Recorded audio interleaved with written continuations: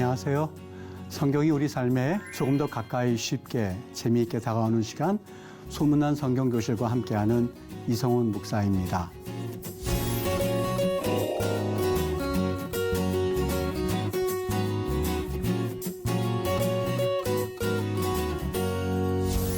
지난 시간에 우리는 이 하나님의 사랑에 대한 또 그 사랑의 표현이 노아의 홍수 심판을 통해서도 드러났다고 하는 것을 우리 같이 배웠습니다. 인간이 죄를 범한 것에 대해서 공의의 하나님이 심판하셔야만 했습니다만 심판으로 끝난 것이 아니라 그 심판 가운데서 나타나는 하나님이 쉼 없이 또 지치지 않고 또 일방적인 사랑으로 우리에게 베푸신 그 사랑의 이야기를 우리 나누었죠. 오늘은 그 사랑의 하나님께서 구체적인 표현으로 방주를 짓게 하시는데 그 이야기를 통해서 하나님의 우리를 향한 사랑의 이야기를 같이 나눠보도록 하겠습니다.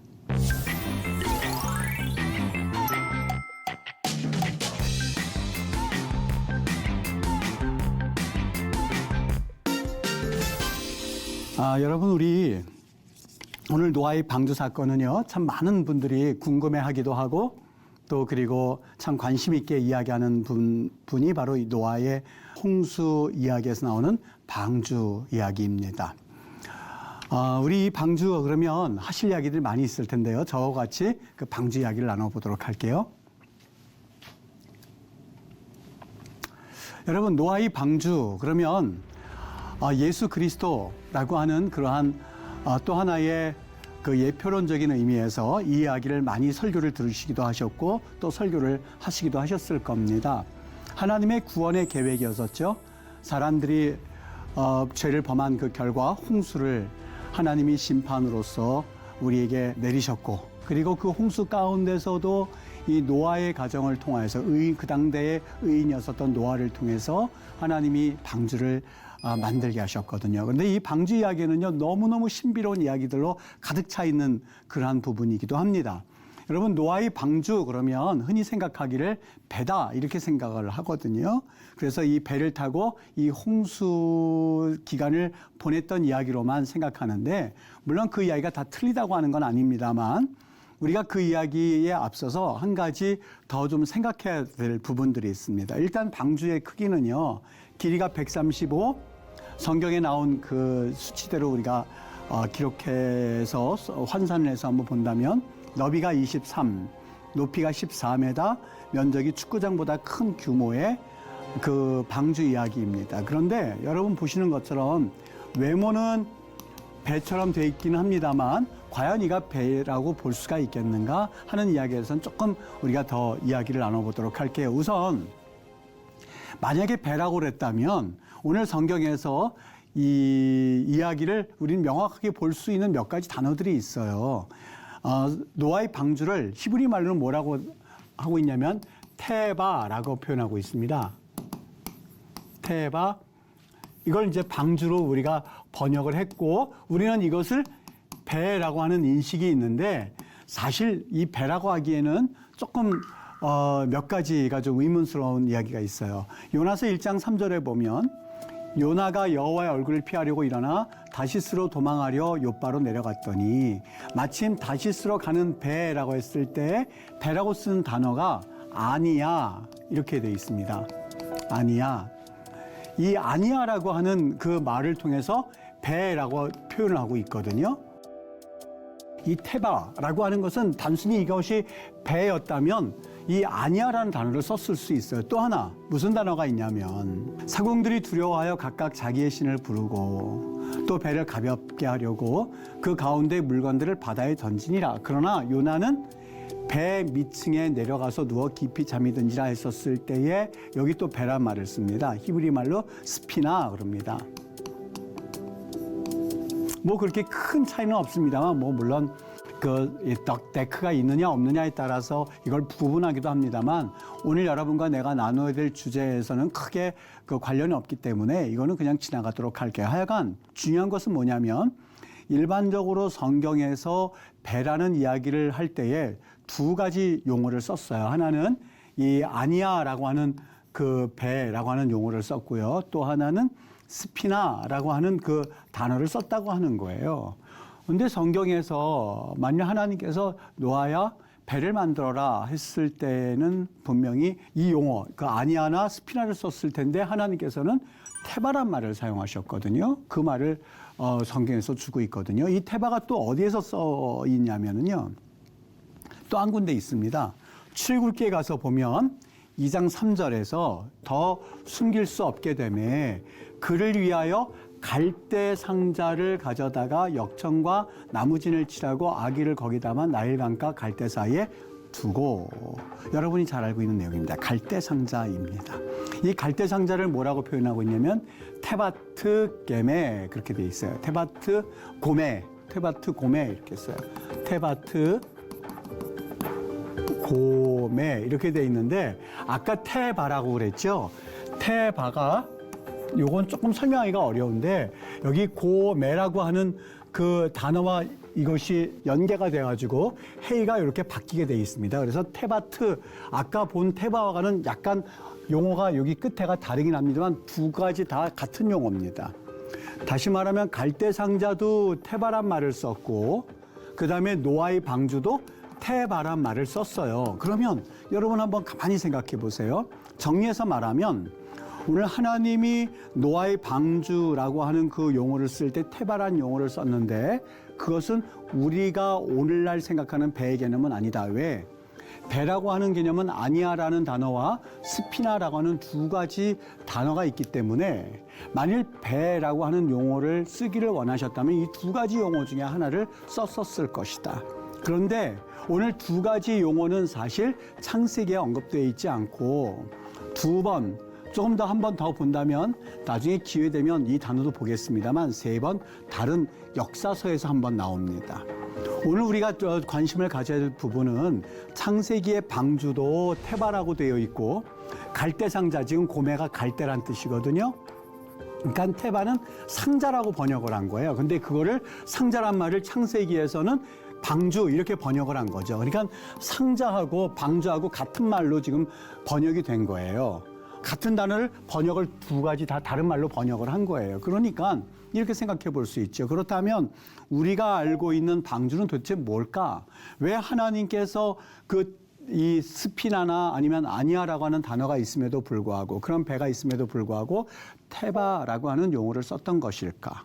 오늘 이 테바, 방주라고 번역된 그 용어와 갈대 상자였을 때 그 갈대 상자는 어떤 공통점이 있는 것일까 하는 것을 우리가 한번 생각해 본다면 방주를 어떻게 이해해야 될지가 좀 생각이 되어지거든요.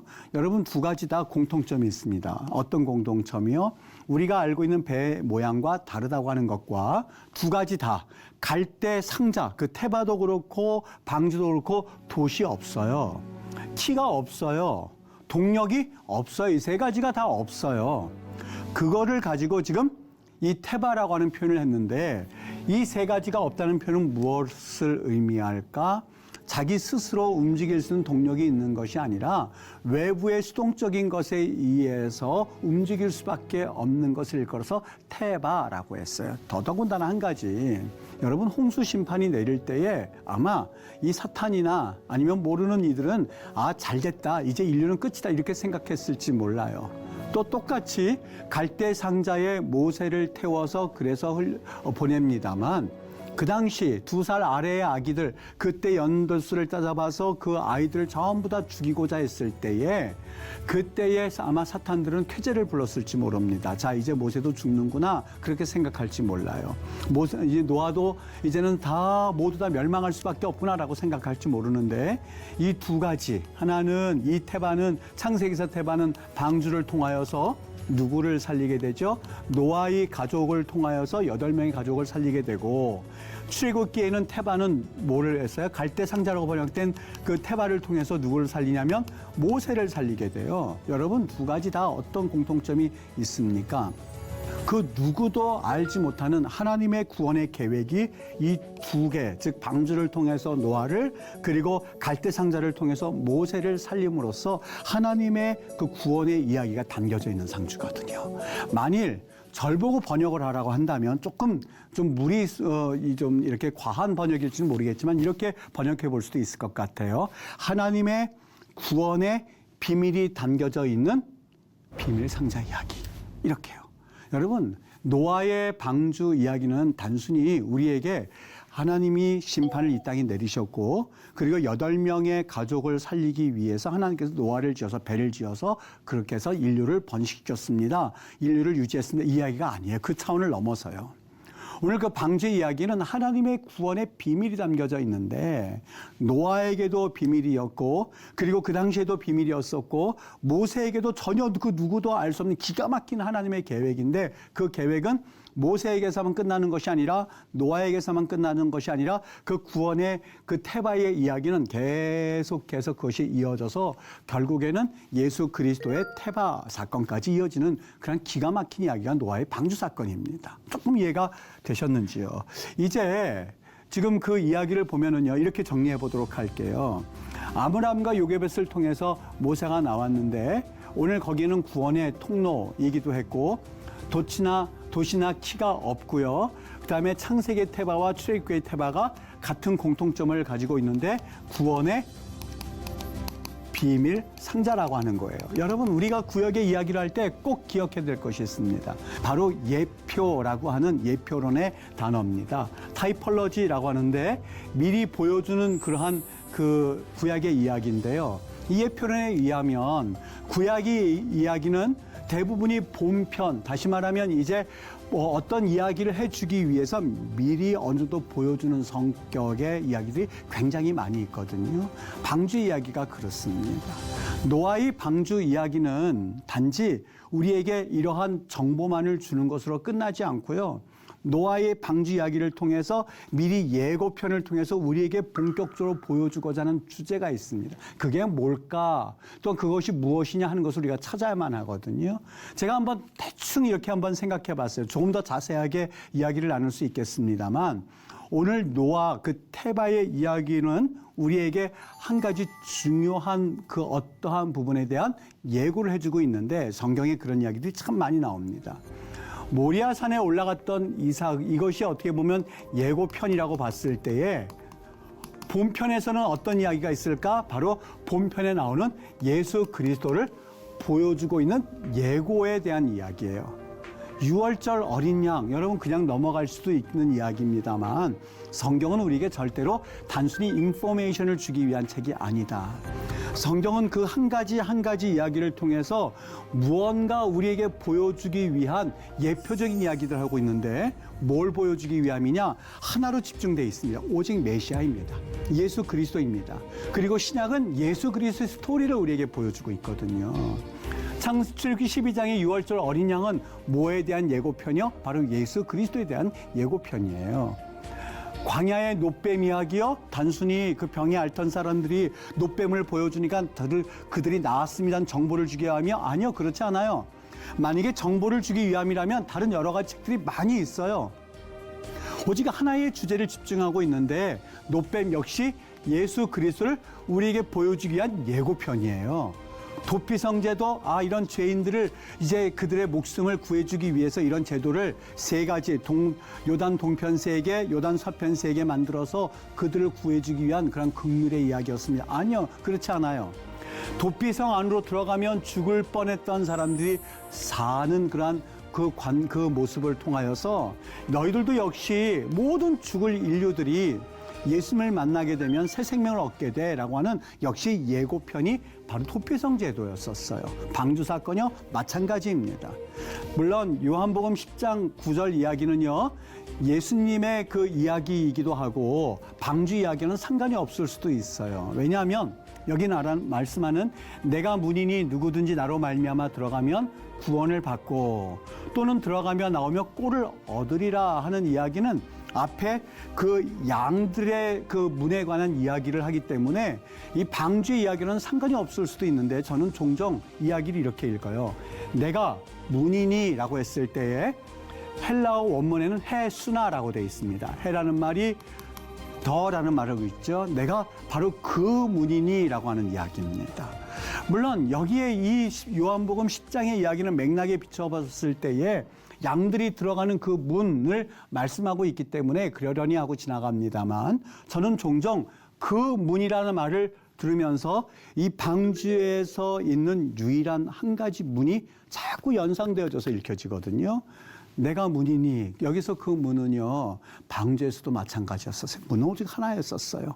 그 문이 아니고서는 사실 방주로 들어갈 수도, 사실 그 방주에 이를 수도 없는 문이 있었거든요. 그게 누굴까? 여기 예수님이 그래요. 내가 그 문이라고. 여러분, 방주의 이야기 조금 있다가 우리 역청에 관한 이야기도 더 자세하게 볼 수 있습니다만, 역청의 이야기를 보면 기가 막힙니다. 예수님의 보혈이 너무 명확하게 나오져 있어요. 여기 방주 뭐를 의미할까? 지금은 마치 이렇게 돼요.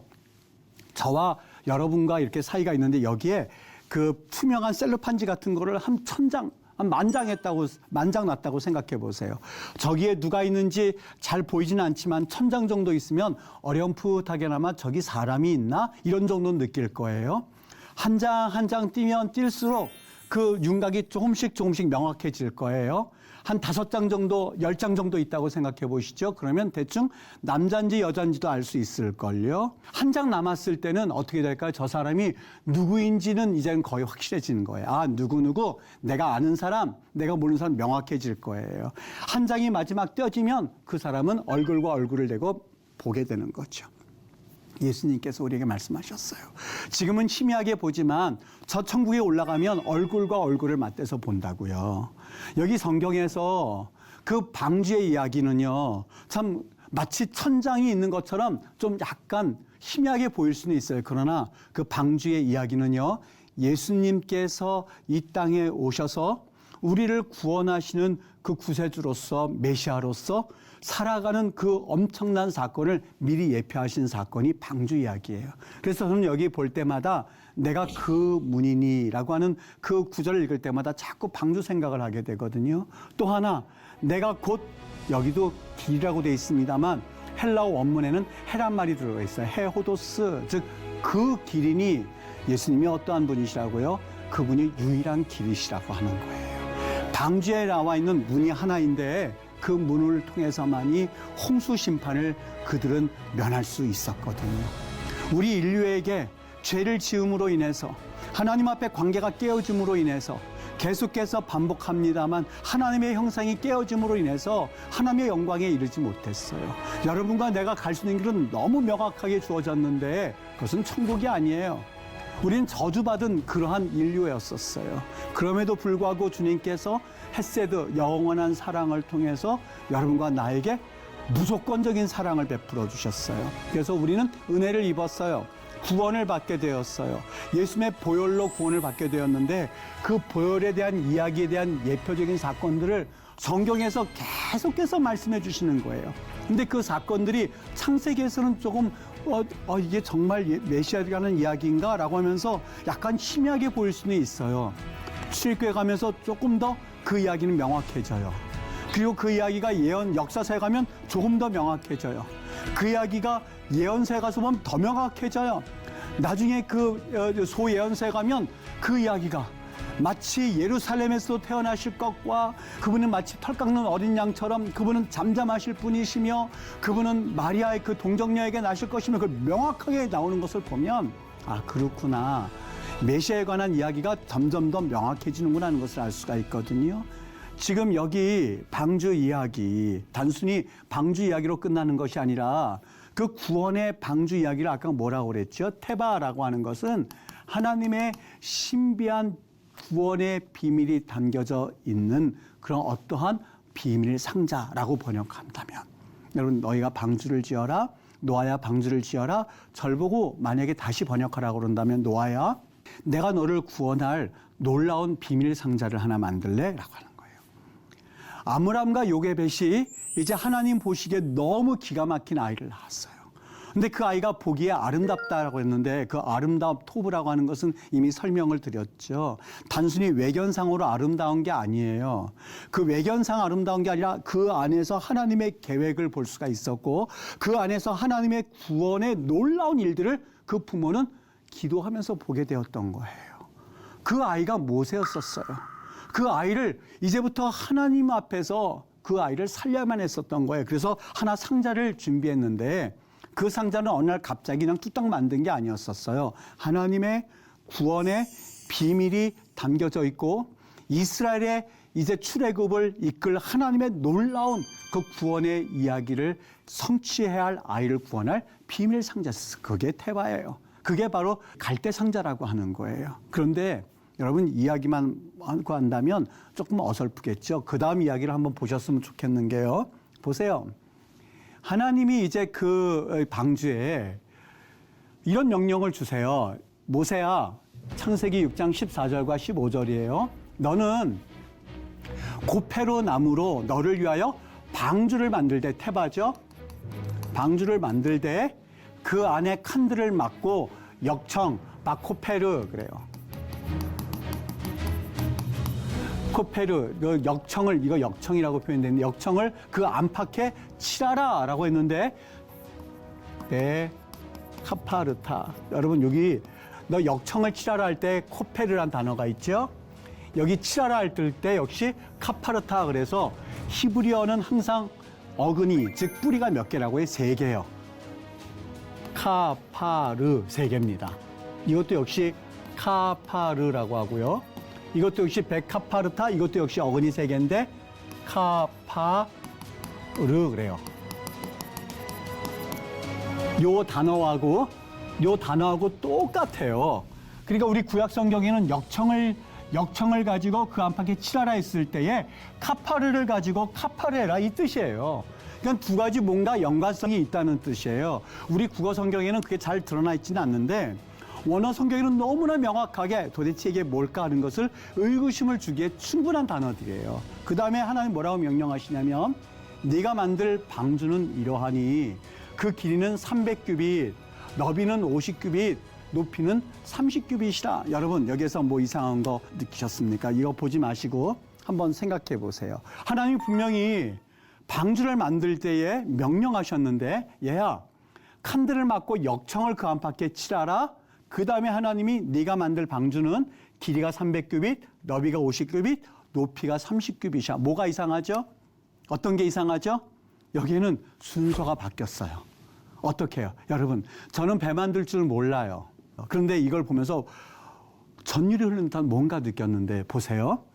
원래 아무리 내가 그런 것을 하지 못해도 순서라는 게 있어요. 어떻게 해야 됩니까? 하나님은 이렇게 말씀하셨어요. 방주를 만들 때 그 안에 칸들을 막고 역청을 코페르하라. 카파르를 가지고 카파르해라. 역청을 가지고 칠하라. 만들라고선 그 다음에 방주 크기가 이렇단다. 이렇게 말씀하셨어요. 원래는 어떻게 말해야 맞죠?